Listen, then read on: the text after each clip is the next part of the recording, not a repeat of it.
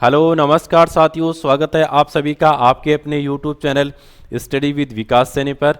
तो कैसे आप सभी लोग? आई होप आप सभी लोग अच्छे होंगे, मस्त होंगे और स्वस्थ होंगे। तो आज की इस क्लास के अंदर हम लोग एक बहुत ही इम्पोर्टेंट टॉपिक है जिसका नाम है प्रेसिडेंट रूल, यानी राष्ट्रपति शासन है। तो इसके ऊपर हम लोग कंप्लीट डिस्कशन करने वाले हैं। तो वीडियो में आगे बढ़ने से पहले अगर आपने अभी तक इस वीडियो को एक लाइक नहीं किया है तो सबसे पहले एक लाइक कीजिएगा। इस वीडियो को आप लोग अधिक से अधिक शेयर कीजिएगा और साथ ही में अगर आप चाहते हैं आपको इसी प्रकार की वीडियोज वगैरह आपको मिलते रहें तो आज ही हमारे इस यूट्यूब चैनल स्टडी विद विकास सेने को सब्सक्राइबर करना मत भूलिएगा। तो चलिए दोस्तों, बिना देरी के आज की इस क्लास को शुरू करते हैं।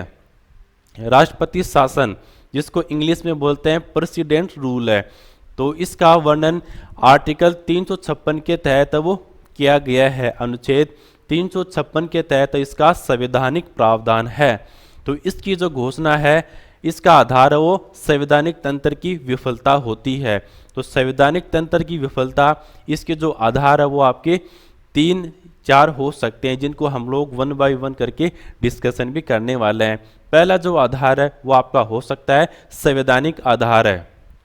तो संवैधानिक आधार में जब कोई दल बहुमत में नहीं हो तथा सरकार बनाने की संभावना ना हो तो उस स्थिति में संवैधानिक तंत्र की विफलता मानी जाती है। ये तो इसका संवैधानिक आधार, यानी जब कोई भी दल बहुमत में नहीं है तथा सरकार बनाने की संभावना न हो तो उस स्थिति में, उस कंडीशन में संवैधानिक तंत्र की विफलता मानी जाती है। दूसरा इसका जो आधार है वो है प्रशासनिक आधार है। अगर अनुच्छेद 365 के तहत आर्टिकल 365 के तहत राज्य केंद्र सरकार के आदेशों को मानने से इनकार कर दे, अगर केंद्र सरकार कोई आदेश देती है और उसको राज्य सरकार उसको मानने से इनकार करती है तो आर्टिकल 365 यानी अनुच्छेद 365 के तहत वो इसका ये प्रशासनिक आधार है। तीसरा जो इसका आधार है वो है न्यायिक आधार है। एसआर बॉम्बे केस 1994 यानी 1994 के मामले में सुप्रीम कोर्ट ने फैसला सुनाया कि किसी भी राज्य में पंथ निरपेक्षता शब्द को प्रभावित करने का प्रयास किया गया तो वहाँ पर भी राष्ट्रपति शासन है वो लागू हो सकता है। तो मुख्यतः ये 3 इसके जो आधार है जिनको हम लोगों ने आपका डिस्कशन किया है। पहला आपका संवैधानिक आधार, दूसरा आपका प्रशासनिक आधार और तीसरा आपका न्यायिक आधार है। तो यहाँ पर आपका एक इम्पोर्टेंट है कि तीनों आधार पर राज्यपाल की लिखित सिफारिश के आधार पर ही, राज्यपाल की लिखित सिफारिश पर ही राष्ट्रपति राज्य आपातकाल की घोषणा कर सकता है। जो आपको तीनों आधार बताए गए हैं उनके आधार पर राज्यपाल की जो लिखित सिफारिश होता है उसी के आधार पर राष्ट्रपति उस राज्य में राज्य आपातकाल की घोषणा कर सकता है। क्या इसका क्या प्रक्रिया है? What is procedure for president rule है। तो इसका है पहला जो रूल वो है कि राज्य आपातकाल की घोषणा राज्यपाल की सिफारिश पर राष्ट्रपति करता है।